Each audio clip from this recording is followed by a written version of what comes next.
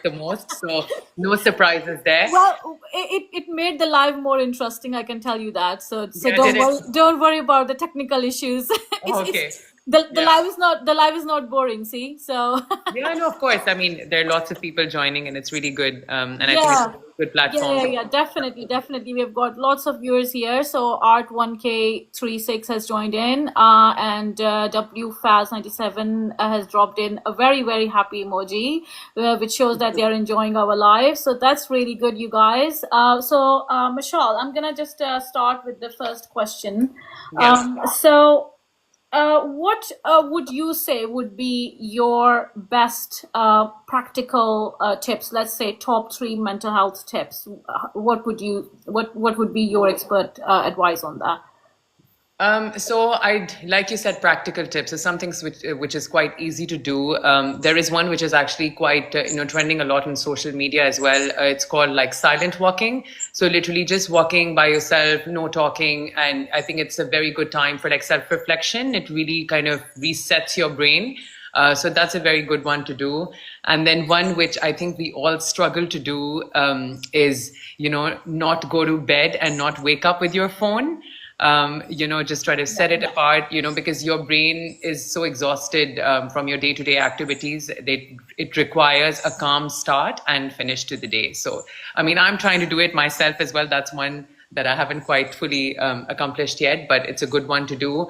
And I think the last one, I would say it's quite a simple thing to do. So, if you have a very heavy thought in your mind, just journaling it or putting it down somewhere, just writing it down, it's something which actually goes a long way. It does make you feel light and it's really simple to do. So, a lot of therapists actually recommend that these days.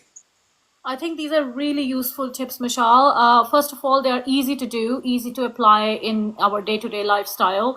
Yes. I think these are amazing tips. One thing I would like to add from my personal experience, and please, guys, whoever is joining in, please drop an emoji to tell me what's your current mood right now. If you're enjoying the show, tell me, your personal stories as well. What works for you in terms of mental health? What you have done, which would you think would be your best mental health tip, or what makes you think that helps you in terms of mental health? Please feel free to share your stories as well in the chat. Subhan has joined in as well. Hello, Subhan.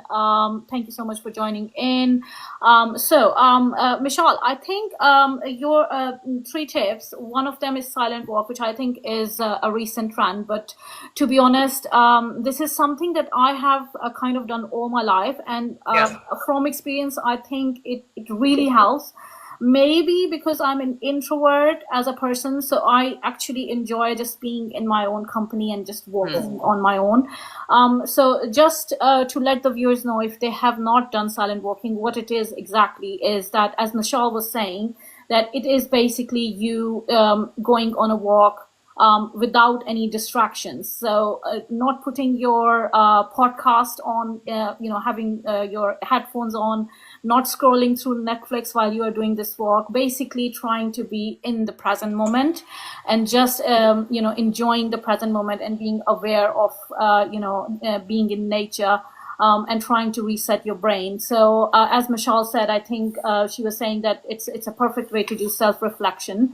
And one more thing that I have noticed is that whenever I go for a silent walk, what it does, it basically clears the brain fog.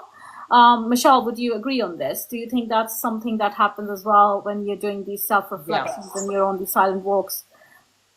So yeah, exactly. And I think, you mentioned a very good point about just completely detaching yourself from everything else. I think sometimes even, when you feel overwhelmed, if you actually go out for a walk with, your chores unfinished, it's even better because that's a complete like reboot for your brain. And as you said, do not like be scrolling on your phone while you're doing it, because then it kind of takes the purpose away. You want to be in nature. You want to hear like, white noise around you. You want to see things, because a lot of times, you find yourself like walking and then like you're actually not seeing anything around you. So yeah, I guess just walking means just doing that in isolation, and it does, it really, really goes a long way. Yeah, definitely, definitely. So it does, gives you more clarity and more focus, and then, refreshes your brain. So I think because, Michelle, in this age and culture, we are so much overstimulated with all the Yeah. different things, it is like, Yeah. lots happening on the news. There is, we are always around other people with their opinions. And we also have our own chain of thoughts we sometimes can't get out of. So I think, as you mentioned, going on these silent walks, it gives us a change of environment and then quickly sort of resets our brain. And Yeah. obviously, walking is anyways great for physical health as well. And what's good for the body, it kind of affects your mind as well, your brain as well. Exactly. So Yeah. as you mentioned. So Shayan has joined in. Thank you so much, Shayan, for joining in. Please drop an emoji to tell me what's your current mood right now. Is it a smiley face? Is it an exciting emoji, or just drop anything, whatever you want to share. We are basically talking on this live about mental health and how we can improve it on a daily basis. Mishal here has joined in today on our show. Thank you so much, Mishal, for joining in. So she is talking about what are the practical sort of tips that we can utilize in our day-to-day lives. So thank you so much. Faz is saying that relaxing music helps me. That's actually really good. That does help me as well personally. What about you, Michelle? Do you think you have done it as well? You have tried? Uh, Relaxing music. Yeah. I think I'm quite a hyper person, so I like strong beats actually. But yes, I think I have in recent times when I'm doing school runs, I think because it's such a chaotic situation and the traffic, etc. So that's when I try to like slow down and then like listen to some calming beats. Yeah, it is definitely one which yeah, puts you in the mood. I mean, so I think I always start off slow and then I get into like dancey tunes and stuff. Yeah, Yeah, I think you're right. So sometimes calming sounds help, and sometimes having an upbeat music can actually cheer you up, isn't it? So exactly. that's right. That's actually very true. So Yes, like that's the maximum entertainment us mothers get on a day-to-day basis, just listening to dancey music and just like, your moves in the car while you're driving to the school. letting That's, your hair down, yeah. yeah. Yeah. Okay, so Minhas is saying that recently she has started gardening and growing vegetables, which helps with her mental health. So that's actually a really good one as well. That's very calming. It's very therapeutic, I must say. And she is also saying that so finding hobbies and connecting with nature helps. Minhas, really, that's very true. I think the purpose, as of silent walk is the same. Listening to good music or doing gardening. So connecting with nature definitely helps. So that's a very that's a very good tip. What's your take on this, Michelle? Gardening and connecting with nature. Yeah. Yeah, definitely. Because I think I personally feel you should pick an activity. It could be literally anything which helps you unwind. I think for me, I try to, kind of, if I'm feeling low in a certain moment, like I'll just try to completely change what I'm doing in that very moment, for me. And I think that's what like research kind of suggests as well, that movement, changes your mood completely. So if I'm lying down and I'm feeling a certain way and not so great, I'll just go to my kitchen and start like chopping vegetables, make a snack, or then, maybe just go take a shower or step outside. Or even actually, I think another one is connection with people. So maybe speaking to someone who, who you trust, or just going to a cafe, starting a conversation. Our brain basically loves novelty. So anything that you can do to change the state that it is in is just going to, bring a positive change. Yeah, I think that's really useful. So talking to maybe a friend, just going on a phone call even, or just going for a cup of coffee with your friends or something like that. Or as you said, even engaging with a conversation, with a stranger, even that helps. So, all great tips here. So, let me just welcome Aman Haq here, who has just joined in. Aman, thank you so much for joining our live. Just to give a quick recap of what we are doing on this live session today. Today we are discussing mental health and what we can do to improve it. So in the chat, please drop me an emoji. What's your current mood right now? And also tell me what is your best mental health tip that, or what it is that you do on a day-to-day basis that helps you unwind or helps you improve your mental health.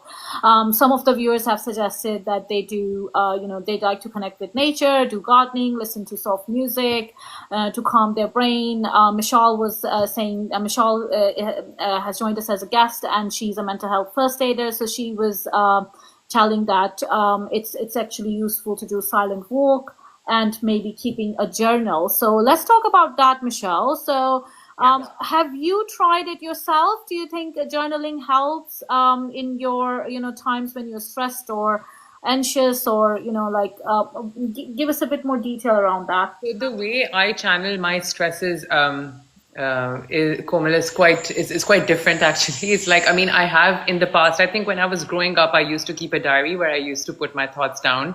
And my siblings used to do the same, and I used to try and sneak into their diaries to see what they're thinking about. But, yeah, That's a cheeky one, isn't it? Yeah, we were very cheeky, yeah. And then we'd just read each other's diaries and act like, oh yeah, we know nothing about each other. But yeah, it's something I used to do as a child. But then, as I grew up and obviously responsibilities and stuff kick in, for me personally, I think what's really important is to break the monotony of your day. So I try to, I have recently started to kind of record my thoughts and journal them. Yes, because it's something which is highly recommended by therapists these days.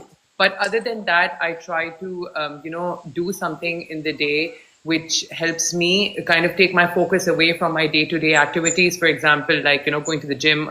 Swimming is something I do a lot to try and detach from, everything. And it's one place where my kids can't follow me. So yeah, I choose to do that. And also, I think I'm the kind of person, I think I like to talk. So whatever is going on inside me, I do try and get it out of my system as opposed to kind of just like bottling it inside. So I feel like that's really important. And I think a lot of us feel like the mind has to be taken care of only, like, like you'd need to go for coaching or counseling or something like that only when there's a crisis. But that's a perception, I think, which needs to change, because your mind, is exactly like your body. You just want to maintain it. You want to rejuvenate it. You don't have to wait for a big problem or a crisis to actually start thinking about healthy habits or doing things which is going to keep you calm and in a sound state of mind. So yeah. I think it's simple. It's just like going for like having a personal trainer or going to the gym. So just like we want to manage it on a day-to-day basis, our physical health, mental health needs to be, as much prioritized, as physical health. So I think you're right that it needs to be managed on a day-to-day basis, either via journaling, or we can even seek counseling to do that if we are going through some difficult times. One more thing I was thinking that, it's sort of like confession time, to be honest. The younger me literally would used to say yes to everything. So I'm the kind of person who is like a people pleaser.